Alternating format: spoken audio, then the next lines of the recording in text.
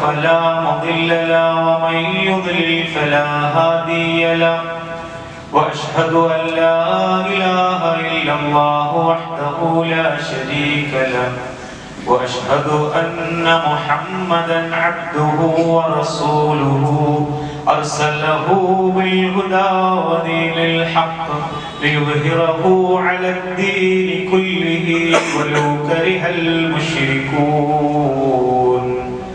اللهم صل على محمد وعلى آل محمد كما صليت على إبراهيم وعلى آل إبراهيم إنك حميد مجيد اللهم بارك على محمد وعلى آل محمد كما باركت على إبراهيم وعلى آل إبراهيم إنك حميد مجيد أما بعد فإن خير الحديث كتاب الله وخير الهدي هدي محمد صلى الله عليه وسلم وشر الأمور محدثاتها وكل محدثة بدعة وكل بدعة ضلالة يا أيها الذين آمنوا اتقوا الله حق تقاته ولا تموتن إلا وأنتم مسلمون أعوذ بالله من الشيطان الرجيم بسم الله الرحمن الرحيم وإذا سألك عبادي عني فإني قريب أجيب دعوة الداعي إذا دعاني فليستجيبوا لي وليؤمنوا بي لعلهم يرشدون.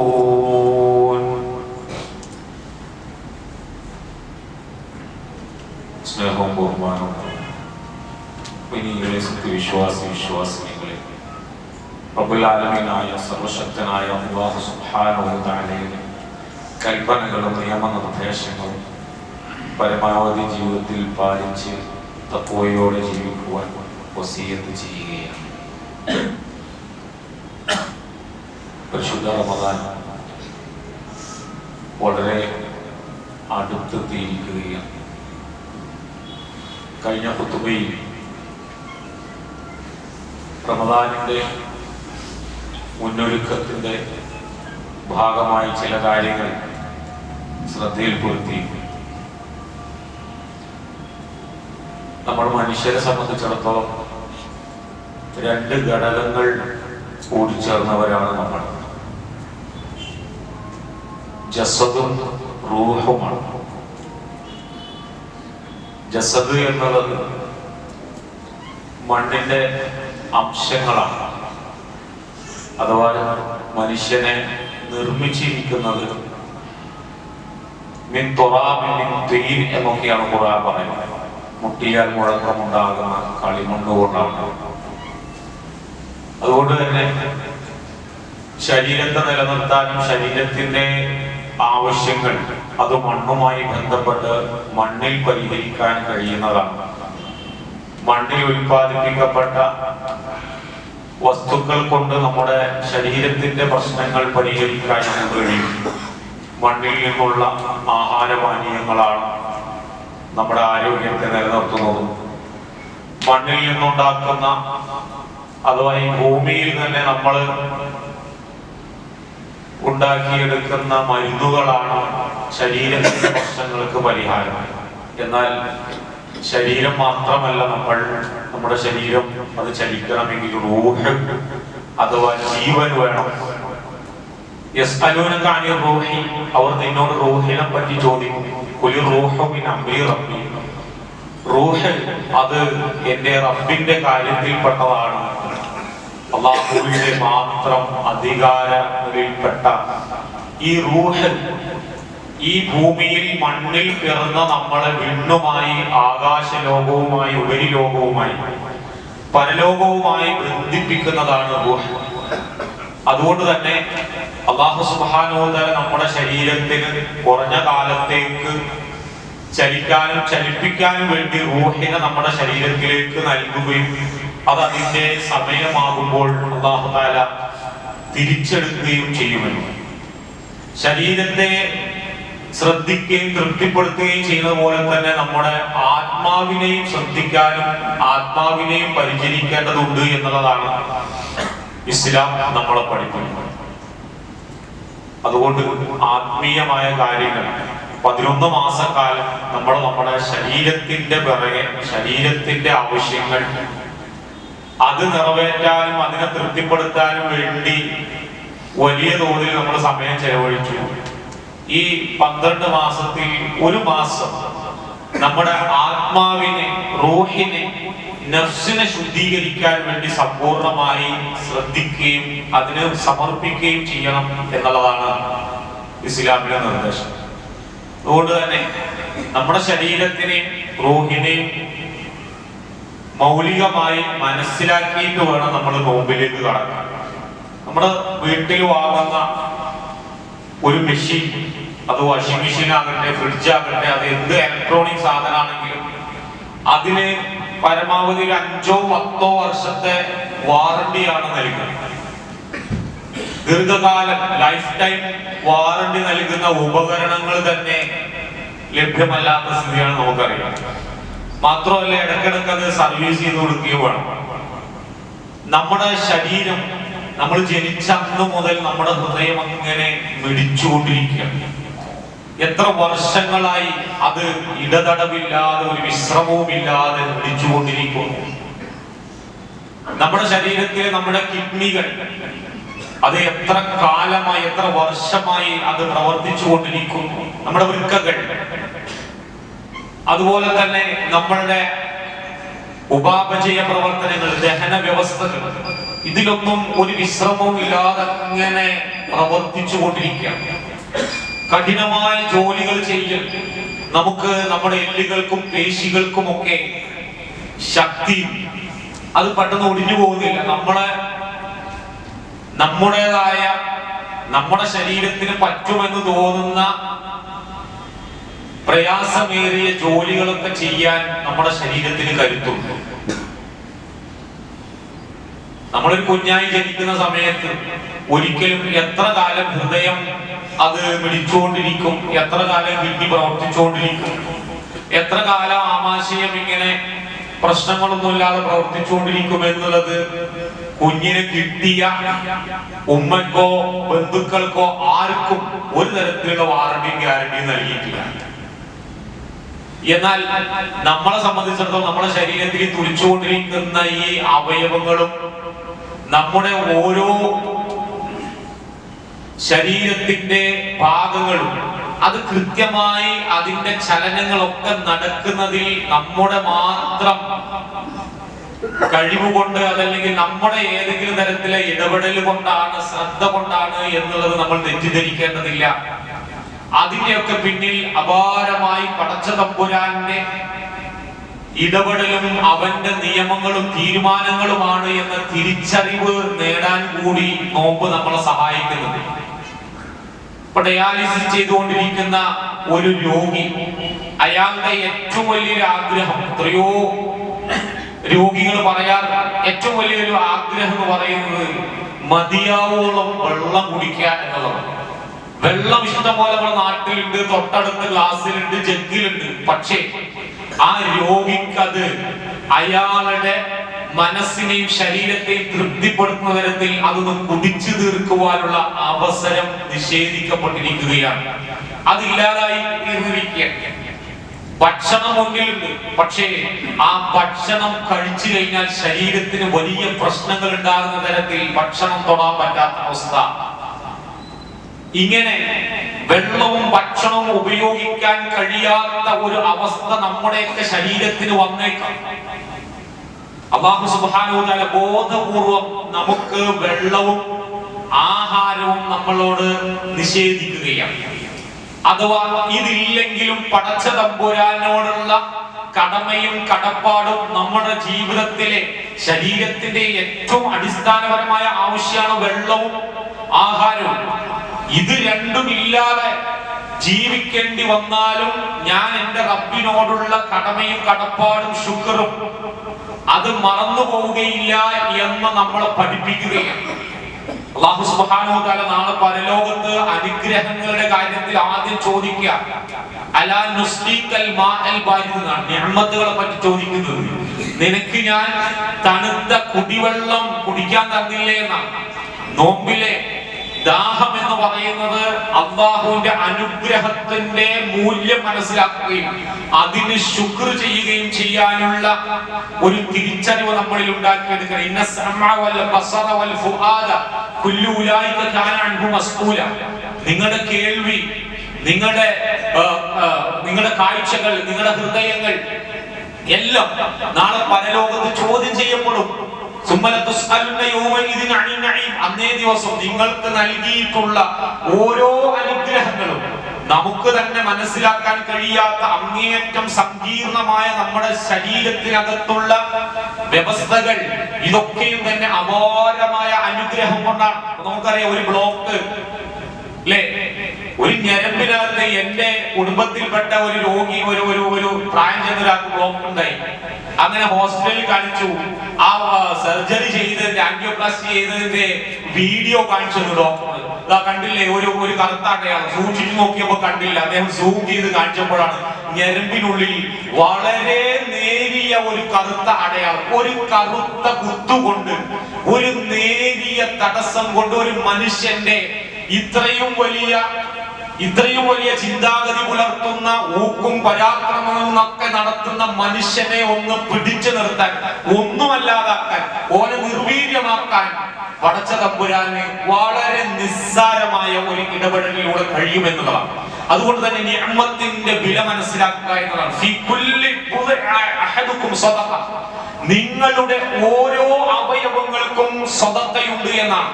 അതിനൊക്കെ പടച്ച തമ്പുരാനോട് നിർവഹിക്കേണ്ട ദാനധർമ്മങ്ങൾ പടച്ച തമ്പുരാൻ കണക്കാക്കിയിട്ടുണ്ടെന്നാണ്. നമ്മുടെ വാഹനത്തിന് നിശ്ചിത കാലയളവിൽ സർവീസ് ചെയ്യണം വാഹന നിർമ്മാതാക്കൾ പറയും. അത് എത്ര കിലോമീറ്റർ ഓടിക്കഴിഞ്ഞാൽ അത് നിർബന്ധമായിട്ടും അത് നമ്മൾ സർവീസ് ചെയ്തിട്ടില്ലെങ്കിൽ ബുദ്ധിമുട്ടാണ്. രോഗിയെ കാണാൻ പോയി, 3 മാസത്തോളമായി കിടപ്പിലായിട്ടുള്ള രോഗിയെ പരിസരത്ത് ചെന്നപ്പോ അദ്ദേഹത്തിന് കാണാൻ വേണ്ടി കയറിയപ്പോ അദ്ദേഹത്തിന്റെ വീടിന്റെ സിറ്റ് ഔട്ടിൽ സ്കൂട്ടർ ഇങ്ങനെ പൊടി പിടിച്ച് ചാരി വെച്ചിരിക്കുന്നു. എന്തുപറ്റി? നിങ്ങൾ ഓടിച്ച സ്കൂട്ടറല്ലേ, ഇത് ഉപയോഗിക്കാൻ പറ്റില്ലേ? ഞാൻ കിടപ്പിലായ സമയത്ത് എന്റെ മക്കൾ ഇത് ഉപയോഗിച്ചു, അതിൽ ഓയിൽ ഒഴിച്ചില്ല, അതിന് ഒരു സർവീസ് നടത്തിയില്ല. ഇപ്പൊ അതിനകത്തുനിന്ന് കരിയും പുകയും ഒക്കെയാണ് വരുന്നത്, ഉപയോഗശൂന്യമായി. ഇനി അത് പൊളിമാർക്കറ്റിൽ കൊടുക്കാനേ പറ്റുള്ളൂ. ഏതൊരു ഉപകരണവും അങ്ങനെ തന്നെയാണ്. നമ്മൾ അതിനെ ഉപയോഗിക്കുന്ന പരമാവധി ഉപയോഗിക്കുക എന്നതോടൊപ്പം തന്നെ അതിനോട് പുലർത്തേണ്ട ചില കടമയും നീതിയും ഉണ്ട്. നമ്മുടെ ശരീരത്തോട് പാലിക്കേണ്ട ചില നീതിയും കടപ്പാടുമുണ്ട് എന്നത് പടച്ച തമ്പുരാൻ നമ്മളോട് പറയുന്ന, വർഷത്തിൽ 1 മാസം നമ്മുടെ ശരീരത്തെ അത് കൂടുതൽ കരുത്തുള്ളതാക്കാൻ, കൂടുതൽ ആത്മവിശ്വാസമുള്ളതാക്കാൻ, നമ്മുടെ വിശ്വാസത്തെ, ഈമാനിനെ ശുദ്ധീകരിക്കാൻ, ഈമാനിനെ വിമലീകരിക്കാൻ വേണ്ടി, നോമ്പനുഷ്ഠിക്കാൻ വേണ്ടി പടച്ച തമ്പുരാൻ പറയാം. അല്ലാഹു തആല നമുക്ക് നൽകിയിട്ടുള്ള നമ്മുടെ ആരോഗ്യം എന്നുള്ളത് നമ്മുടെ അവകാശമല്ല, അത് അല്ലാഹുവിന്റെ ഔദാര്യമാണ്. അത് അല്ലാഹു തആല നമുക്ക് നൽകിയ സമ്പത്താണ്. അതിനെ വിലമതിപ്പോടുകൂടി കാണാൻ നമുക്ക് കഴിയണം. അതൊരു അമാനത്താണ്, സംരക്ഷിക്കപ്പെടേണ്ട അമാനത്താണ്. അതുകൊണ്ട് തന്നെ നമുക്ക് നൽകിയ ശരീരം, ഈ ശരീരത്തിന്റെ ഓരോ അവയവങ്ങൾ കൊണ്ട് ഓരോ പ്രയോജനമുള്ളത്. വെറുതെ സുഖവും സുഖാനുഭൂതിയുമുള്ള അങ്ങനെയുള്ള ഹോർമോണുകൾ ഉൽപ്പാദിപ്പിക്കപ്പെടാനുള്ള കാരണങ്ങൾ അത് ഭക്ഷണത്തിലൂടെ ഉണ്ടാകുന്നു. നമ്മുടെ ഭക്ഷണശീലങ്ങൾ നമ്മളിലുള്ള സുഖാനുഭൂതിയുടെ ഡോപ്പമിൻ പോലെയുള്ള ഹോർമോണുകളെ കൂടുതലായി ഉൽപ്പാദിപ്പിക്കുകയും അതിന്റെ ഒരു ടെമ്പറിൽ അങ്ങനെ ജീവിക്കുകയും ചെയ്തു കഴിഞ്ഞാൽ എപ്പോഴും വൈകാരികമായി ഉത്തേജിതനായിരിക്കും. നമ്മൾ കഴിഞ്ഞ ഖുതുബയിൽ സൂചിപ്പിച്ചതുപോലെ വളരെ ഹൈപ്പർ ആയിട്ടുള്ള കൺസ്യൂമറൈസേഷൻ, ഹൈപ്പർ സെക്സ്വലൈസേഷൻ, അങ്ങനെ നമ്മളിങ്ങനെ കൂടുതൽ ടെമ്പറായി നിലനിൽക്കുന്നത് പലപ്പോഴും നമ്മൾ കഴിക്കുന്ന ഭക്ഷണവും ആഹാരശീലങ്ങളും ഒക്കെയാണ് എന്ന് കാണാൻ കഴിയും. അതുകൊണ്ട് തന്നെ വിണ്ണിൽ നിന്ന്, ആകാശ ലോകത്ത് നിന്ന് മണ്ണിലേക്ക് ഇറങ്ങി വന്നിട്ടുള്ള അല്ലാഹുവിന്റെ നിഅമത്താണ് നമ്മുടെ ശരീരത്തിൽ തുടിക്കുന്ന നമ്മുടെ റൂഹ്. അല്ലാഹു സുബ്ഹാനഹു വ തആല നമുക്ക് നൽകിയിട്ടുള്ള ഒരു അമാനത്താണ് നോമ്പ് എന്ന് പറഞ്ഞ നമ്മുടെ ആരോഗ്യവും ആ ആരോഗ്യത്തെ അഥവാ റമദാനിനെ വിശുദ്ധ ഖുർആൻ പ്രയോഗിച്ചിട്ടുള്ള ആ മാസത്തിന്റെ അർത്ഥം നമ്മൾ പരിശോധിച്ച് കഴിഞ്ഞാൽ നമുക്ക് കാണാൻ കഴിയും. കൊടും ചൂട്, കനത്ത ചൂട് കരിച്ചു കളയുക എന്നത്, കരിച്ചു കളയാൻ മാത്രം ശക്തമായിട്ടുള്ള ചൂടിനാണ് റമദാൻ എന്ന് പറയാം. ദഈഫായ ഒരു ഹദീസിലെ ഒരു ആശയം നമുക്ക് കാണാൻ കഴിയും. യാ അയ്യുഹന്നാസ് ഖദ് അദല്ലകും ശഹ്റുൻ അദീം, അല്ലയോ ജനങ്ങളെ, നിങ്ങൾക്ക് മഹത്തായ ഒരു മാസം ഇതാ നിങ്ങൾക്ക് തണൽ വിരിക്കാൻ വരുന്നു എന്നുള്ളതാണ്. അഥവാ നമ്മൾ തിന്മയുടെ ചൂടില് തിന്മകൾ എങ്ങനെ ചെയ്ത്, അഥവാ നമ്മുടെ മൊബൈൽ ഫോൺ നമ്മൾ അമിതമായി ഉപയോഗിച്ചു കഴിഞ്ഞാൽ അത് ഹീറ്റാവും. പിന്നെ കുറച്ചു നേരം നമ്മൾ അതിനെ ഒന്ന് കൂളാക്കി വെക്കണം. ഇല്ലെങ്കിൽ ആ ഡിവൈസ് നമുക്ക് കൂടുതൽ ഗുണകരമായിട്ട് അതിന് ഉപയോഗപ്പെടുത്താൻ കഴിയില്ല. കൂടുതൽ ഓവറായിട്ട് നമ്മൾ അത് സ്ക്രീനിലേക്ക് നോക്കിക്കൊണ്ടിരുന്നു കഴിഞ്ഞാൽ ഡിവൈസ് മാത്രമല്ല, നമ്മുടെ കണ്ണിന് പ്രശ്നം വരും, നമ്മുടെ തലച്ചോറ് പ്രശ്നം വരും, തല മൈഗ്രെയിന് അടക്കമുള്ള തലവേദന അടക്കമുള്ള പ്രശ്നങ്ങൾ ഉണ്ടാകും. അങ്ങനെ അതിനൊക്കെ ഒരു ലിമിറ്റും ഒരു പാകവും ഉണ്ടാകണമെന്ന് പറഞ്ഞു. ഇതുപോലെ തിന്മകൾ ചെയ്ത് ചെയ്ത് നമ്മുടെ മനസ്സും നമ്മുടെ ആത്മാവും ഒക്കെ അങ്ങനെ ഹീറ്റായി നിൽക്കുമ്പോൾ റമദാൻ എന്ന് പറയുന്നത് അതൊരു ഹീലിംഗ് ആണ്. നമ്മുടെ ശരീരത്തെയും മനസ്സിനെയും ഹീൽ ചെയ്തെടുക്കാൻ, അതിനെ കൂടുതൽ ശുചീകരിച്ചെടുക്കാനുള്ള ഒരു അവസരമായി കൊണ്ടാണ്. അഥവാ അല്ലാഹു സുബ്ഹാനഹു തആല നോമ്പിനെ പറ്റി പറയുന്നത് ഫഇന്നഹു ലീ വഅന അജ്സി ബിഹി യതഉ ശഹവതഹു വതആമുഹു മിൻ അജ്ലി. നോമ്പ്, അവൻ നോമ്പെടുക്കുന്നത് ഞാൻ കാരണമായിട്ടാണ്, അതുകൊണ്ട് തന്നെ ഞാനാണ് നോമ്പിന് പ്രതിഫലം നൽകുന്നത്. നോമ്പായി കഴിഞ്ഞാൽ പടച്ച തമ്പുരാൻ നമ്മളെ വിളിക്കാൻ, സ്നേഹത്തോടെ വിളിക്കാൻ. എന്താണ്? നീ പട്ടിണി കിടക്കൂ, ഞാൻ നിനക്ക് പുറത്തു തരാം. നീ ദാഹിക്കൂ, ഞാൻ നിനക്ക് പുറത്തു തരാം. നീ നിന്ന് നമസ്കരിക്കൂ, ഞാൻ നിനക്ക് പുറത്തു തരാം. നീ ഖുർആൻ പാരായണം ചെയ്തു, ഞാൻ നിനക്ക് പുറത്തു തരാം. നീ ദാനധർമ്മങ്ങൾ ചെയ്യൂ, ഞാൻ നിനക്ക് പുറത്തു തരാമെന്നാണ് അല്ലാഹു തആല നമ്മളെ എങ്ങനെയെങ്കിലും നമ്മുടെ തെറ്റുകളെ കരിച്ചു കളഞ്ഞുകൊണ്ട് നമ്മളെ ശുദ്ധീകരിച്ചെടുക്കാൻ വേണ്ടിയിട്ട് നമ്മളെ ആഹ്വാനം ചെയ്യുകയാണ്. അതുകൊണ്ടാണ് റസൂലുള്ളാഹി സ്വല്ലല്ലാഹു അലൈഹി വസല്ലം പറഞ്ഞത് സഅമ അൻഫു റജുലിൻ ദഖല അലൈഹി റമദാൻ സുമ്മ സലഖ ഖബ്ല അൻ യുഗ്ഫിറ ലഹു. ഇമാം തിർമിദി ഉദ്ധരിക്കുന്ന ഹദീസിൽ റമദാൻ ആഗതമായിട്ട് തിന്മകളെ തെറ്റുകളെയൊക്കെ കരിച്ചു കളഞ്ഞും പാപമോചനം നേടിയെടുക്കാൻ കഴിയാതെ അതിനെ നഷ്ടപ്പെടുത്തിയവൻ, റമദാനിനെ മിസ് ചെയ്തവൻ, അവൻ ഏറ്റവും വലിയ ദൗർഭാഗ്യവാനാണ്. അവനെ അല്ലാഹു തആല ശപിക്കുകയും അല്ലാഹുവിന്റെ റസൂൽ സല്ലല്ലാഹു അലൈഹി വസല്ലമയും ജിബ്രീൽ അലൈഹിസ്സലാത്തു വസ്സലാം അടക്കം ശപിച്ചുകൊണ്ട് പ്രാർത്ഥിച്ചത് റസൂലുള്ളാഹി സ്വല്ലല്ലാഹു അലൈഹി വസല്ലമ നമുക്ക് പഠിപ്പിച്ചു തരുന്നുണ്ട്. അല്ലാഹു സുബ്ഹാനഹു വ തആല അത്രത്തോളം നമ്മളുടെ നന്മകളെ പരിപോഷിപ്പിക്കാൻ, നമ്മുടെ തിന്മകളെ ഇല്ലാതാക്കി സ്വർഗത്തിന്, അഥവാ നമ്മൾ സ്വർഗത്തിൽ നിന്ന് ഇങ്ങോട്ട് വന്നവരാണ്. സ്വർഗം നമുക്ക് ഭക്ഷണം കൊണ്ട് നഷ്ടപ്പെട്ടു പോയതാണ്. ആദം നബി അലൈഹിസ്സലാത്തു വസ്സലാമിനെ ഈ ഭക്ഷണത്തിനോടുള്ള ത്വര ഇബ്ലീസ് അങ്ങനെ കൂടുതൽ ഉണ്ടാക്കിയെടുക്കുകയും ഒടുവിൽ നിഷിദ്ധമാക്കപ്പെട്ട, വിലക്കപ്പെട്ട ആ ഭക്ഷണം കഴിച്ചത് കൊണ്ട് സ്വർഗം നഷ്ടപ്പെട്ടു പോയവരാണ്. അതാ സ്വർഗത്തെ വീണ്ടെടുക്കാൻ ഭക്ഷണത്തിലൂടെ തന്നെ നിയന്ത്രണം കൊണ്ടുവരികയാണ് പടച്ച തമ്പുരാൻ. ഭക്ഷണത്തെ നിയന്ത്രിക്കുക, നിങ്ങളുടെ വികാരങ്ങളെ നിങ്ങൾ നിയന്ത്രിക്കുക. അതിന് പടച്ച തമ്പുരാൻ ഒരുപാട് ഇളവുകൾ നമുക്ക് അല്ലാഹു നൽകിയിരിക്കണം. ഒരു നന്മ നമ്മൾ വിചാരിച്ചാൽ മതി. ഒരു നന്മ വിചാരിച്ചു കഴിഞ്ഞാൽ പടച്ച തമ്പുരാൻ അതിലൊരു പ്രതിഫലമാണ്. ഒരു നന്മ അയാൾ വിചാരിച്ചാൽ പ്രതിഫലം ചെയ്യണമെന്നില്ല, അത് അപ്ലൈ അത് എക്സിക്യൂട്ട് ചെയ്യണമെന്നില്ല. അത് വിചാരിച്ചതിന് ഒരു കൂലി രേഖപ്പെടുത്തും. ഒരു നന്മ അയാൾ ചെയ്താലോ ഏറ്റവും ചുരുങ്ങിയത് 10 പ്രതിഫലം, പരമാവധി 700 ഇരട്ടി വരെ പ്രതിഫലം അല്ലാഹു നൽകുകയാണ്. എന്നാൽ റമദാനിലെ പ്രതിഫലം അത് കണക്കാക്കപ്പെട്ടിട്ടില്ല, കണക്കറ്റ പ്രതിഫലമാണ്. നമ്മളൊരു ഹൈപ്പർ മാർക്കറ്റിൽ ഓഫർ എന്താണ്, 1 രൂപക്ക് സാധനം എടുത്തു കഴിഞ്ഞാൽ നിങ്ങൾക്ക് 700 രൂപ ക്യാഷ് ബാക്ക് കിട്ടും പറഞ്ഞു കഴിഞ്ഞാൽ നമ്മൾ എങ്ങനെയായിരിക്കും ആ ഒരു ഓഫറിനോട് പ്രതികരിക്കുക? ബാങ്കിൽ 1 രൂപ ഇട്ട് കഴിഞ്ഞാൽ 700 രൂപ നിങ്ങൾക്ക് ബാങ്കിന്റെ വകയായിട്ട് ഇട്ടു തരും എന്ന് പറഞ്ഞു കഴിഞ്ഞാൽ അത്തരം ഒരു നിക്ഷേപ പദ്ധതിയിൽ നമ്മൾ എത്ര ഉത്സാഹത്തോടു കൂടി നമ്മൾ പണം നിക്ഷേപിക്കും? അല്ലാഹു സുബ്ഹാനഹു വ തആല നന്മയുടെ കാര്യത്തിൽ നമ്മളോട് പറയുന്നത് ഫമൻ ജാഅ ബിൽ ഹസനതി ഫലഹു അശ്റു അംസാലിഹ. ഒരു നന്മ ഒരാൾ ചെയ്തു കഴിഞ്ഞാൽ അതിന് ഏറ്റവും ചുരുങ്ങിയത് 10 പ്രതിഫലം അയാൾക്ക് ഉറപ്പിക്കാം എന്നതാണ്. അഥവാ മൻ ഹമ്മ ബിഹസനത്തിൻ ഫലം യഅമൽഹ, ഒരു നന്മ വിചാരിച്ചു ചെയ്തില്ല, കതബഹു അല്ലാഹു ലഹു ഹസനത്തൻ കാമില, സമ്പൂർണ്ണ പ്രതിഫലത്തിന് അർഹമാകുന്ന ഒരു നന്മ ആയിട്ട് അതിന് അല്ലാഹു തആല രേഖപ്പെടുത്തുമെന്ന്. വല്ലാഹു യുദാഇഫു ലിമൻ യശാ, അല്ലാഹു തആല ഇങ്ങനെ അല്ലാഹു ഓരോരുത്തരുടെയും നന്മകളെ, അതിന്റെ ഉദ്ദേശ ലക്ഷ്യങ്ങൾ, ഇഖ്ലാസ്, അതിനു വേണ്ടി എടുക്കുന്ന ത്യാഗം, ഇതൊക്കെ മനസ്സിലാക്കിയിട്ട് പടച്ച തമ്പുരാൻ അതിങ്ങനെ ഇരട്ടിയാക്കി പടച്ച തമ്പുരാൻ ഇങ്ങനെ നൽകിക്കൊണ്ടിരിക്കുന്ന.